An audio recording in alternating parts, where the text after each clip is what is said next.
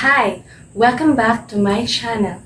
In today's video, I will teach you how to subtract integers. Addition and subtraction of integers are exactly opposite process. This means that in any subtraction problem, this can be rewritten as addition problem using the concept of opposites. So, a minus b is equal to a plus negative b. What is the rule in subtracting integers? To subtract integers, add the opposite of the subtrahend to the minuend. For you to understand further, let us have some examples. So we have here 43 minus 17. So it says here a minus b is equal to a plus negative b. So we will apply this process. So we will proceed to addition. So, we will change the sign, and then after we will get the opposite sign of our subtrahend. So this is our minuend, and this is our subtrahend. To subtract integer, you are going to add the opposite of the subtrahend to your minuend. So the opposite of positive 17 is negative 17. So we have here negative 17. So let's add, since they are opposite sign, positive and then negative, we will proceed to subtraction. That's the rule of adding integers. So let's subtract their absolute value. Let's borrow, becomes 13, and then it becomes 3. 13 minus 7 is 6. 3 minus 1 is 2.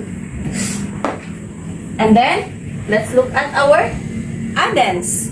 So, 43 has the greatest absolute value, so we will follow the positive sign. So, our answer is positive 26.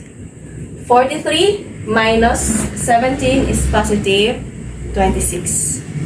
We have here negative 40 minus negative 28. So, proceed to addition. So, we will change the sign into addition. Okay? And then, we will change the opposite sign of our subtrahend. So, since our subtrahend is negative 28, so we will change the sign into positive, into positive 28. Okay? So, since we have negative 40 and positive 28, so we will subtract their absolute value. So, we cannot subtract directly. We need to borrow. 0 will become 10, and then 4 will become 3. Okay? So, we have 10 minus 8 is 2. And then 3 minus 2 is 1. And then let's look at our addends. We have negative 40 is bigger than negative 28, so we will follow its sign, which is negative. So, negative 40 minus negative 28, the answer is negative 12. Okay? So, let's proceed to example number 3. So, we have here 47, positive 47, minus positive 26. Okay? So, the rule, proceed to addition. Okay? So, we will change the sign into addition.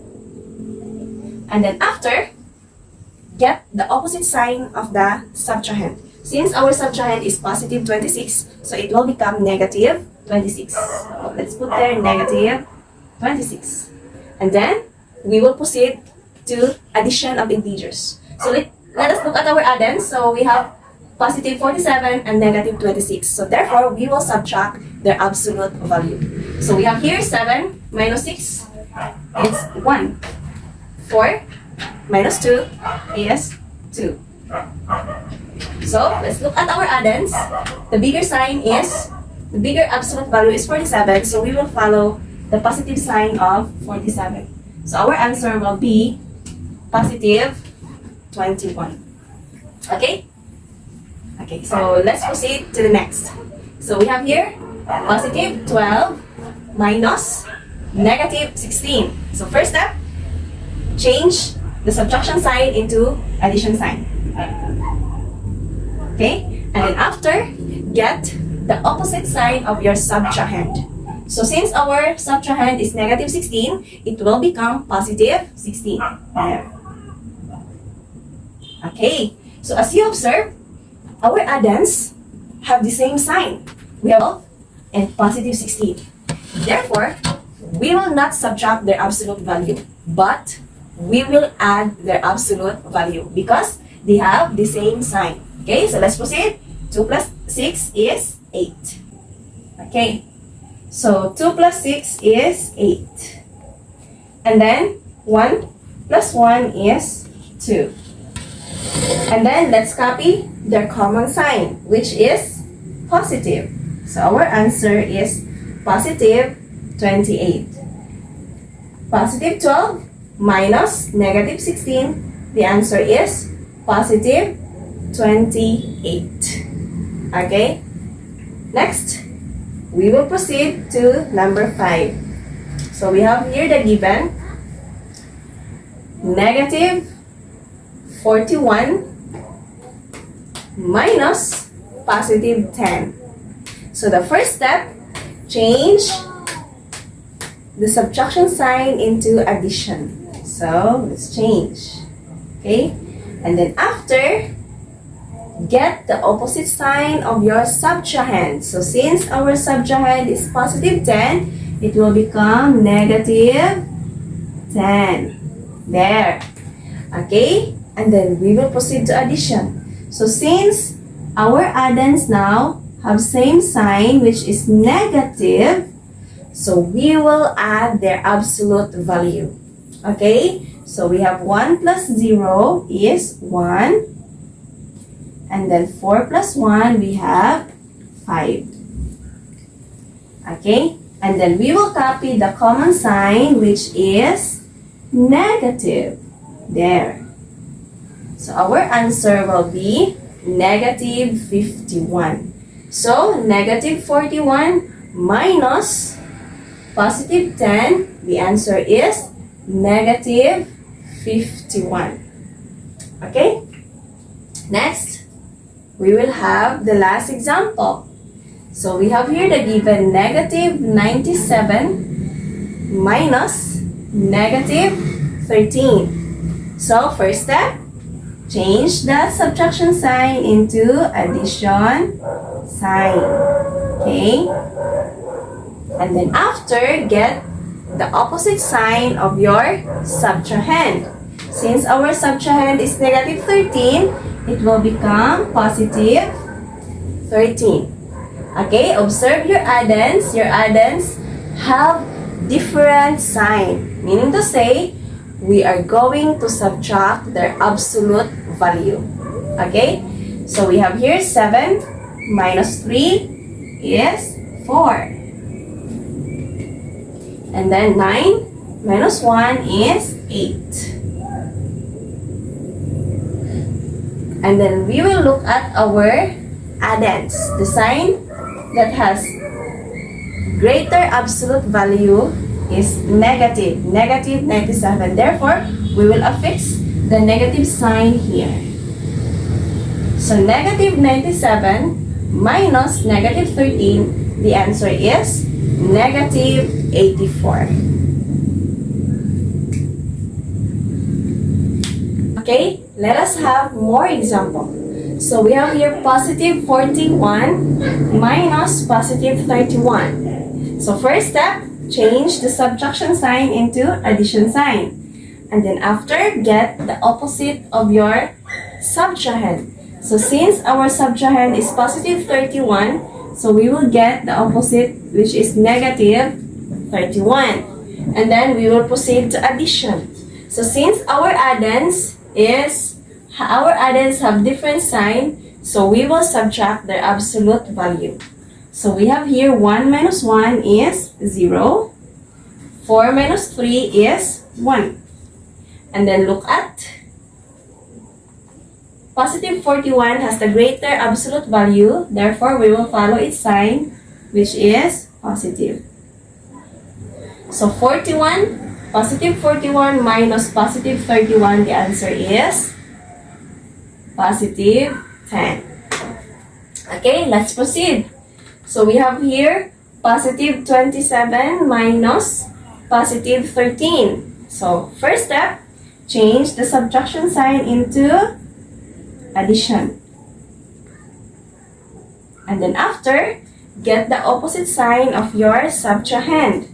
Positive 13, so it will become negative 13. Okay, so look at your addends.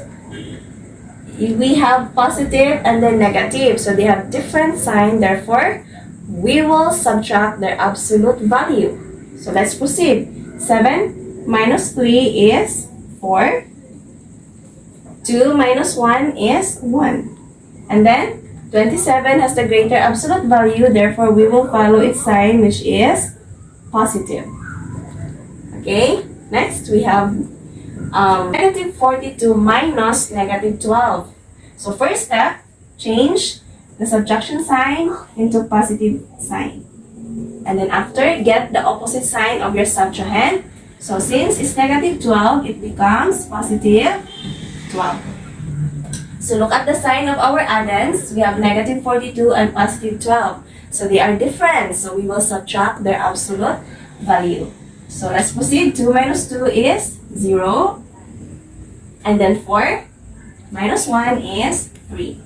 Okay? And then, look at our addends. The greater absolute value is 42. So therefore, we will follow the negative sign. Okay? Next, we have here 23 minus positive 10. Positive 23 minus positive 10. So proceed to addition. First step, change the subtraction sign. And then get the opposite of your subtrahend. So positive 10 will become negative 10. And then after, look at the sign of the addends. So they have different signs. So we will proceed to subtraction of their absolute value. So 3 minus 0 is 3. And then 2 minus 1 is 1. And then let's follow the sign of 23 because it has the greater absolute value. So positive 13. Our answer will be positive 13. Okay, final example, we have positive 31 minus negative 10. So first step, change the subtraction sign into addition sign. And then after, get the opposite sign of your subtrahend. So since it's negative 10, so it will become positive 10. Okay? Observe the sign of your addends. So they have different sign. Positive 31 and positive 10. Therefore, we will add their absolute value. So let's proceed. 1 plus 0 is 1. And then 3 plus 1 is 4. And then we will just copy their common sign, which is positive. That's all my video for today. I hope you learned something. Thank you for watching. Don't forget to like, share, and subscribe. See you next time. Bye!